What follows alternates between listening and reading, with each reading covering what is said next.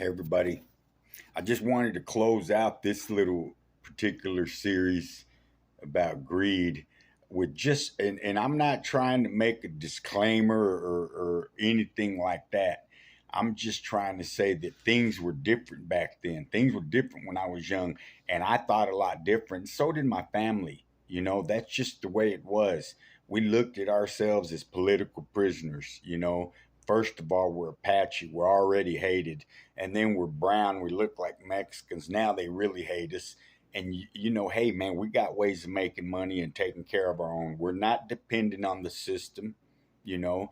But like I say, we don't think that way no more. Everybody's different now, you know, especially me, But yeah, my grandfather, you'd have had to know him, and people loved him and just wanted to please him or be on his favor.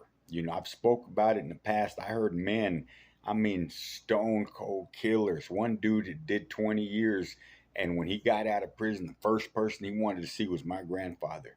And of course, I happened to be there at the bar. My grandpa owned a bar, and this dude came in there, and they're just talking and drinking. And then we closed the bar, and they just stayed there.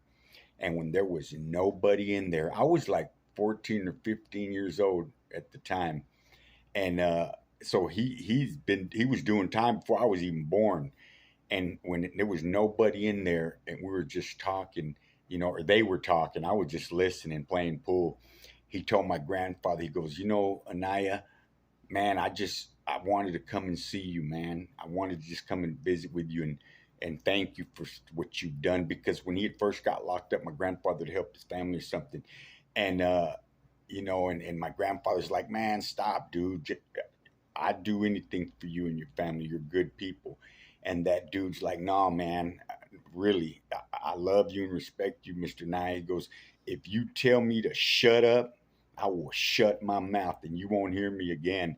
If anybody else speaks to me like that, I'll kill him. But if you tell me to shut up, I will shut my mouth. And man, I tripped out, and Grandpa's like, man, come on, just stop it. And every time that dude got up to use the restroom, you could see that big old 45 he had in his waistband. He'd only been out a few weeks. You hear me? Like I say, they ain't trying to hear it. We're going to get paid out there. Well, they're gone. All those people are gone now, and I'm still here.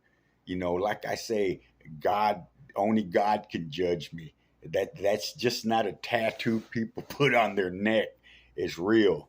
I didn't know any better. I didn't know no better back then. All I knew is I wanted to please my grandfather because I loved him. And anything he asked me to do, I was going to do. And he really didn't have too many more people, nephews and all that he could ask. He couldn't, trust me. There wasn't hardly nobody else. So it fell on me, you know. Hey, but like I say, it's all good. We all got to pay the piper, you know. But like I say, I came from good stock, good family. But hunger will make you do things. You hear me? And when you see a wrong and you don't want to conform to it, they'll make you go out and do things if you're living for the world. But if you're living for God's kingdom, He takes care of you. You ain't a part of this system no more because it's corrupt. All right, y'all. Peace.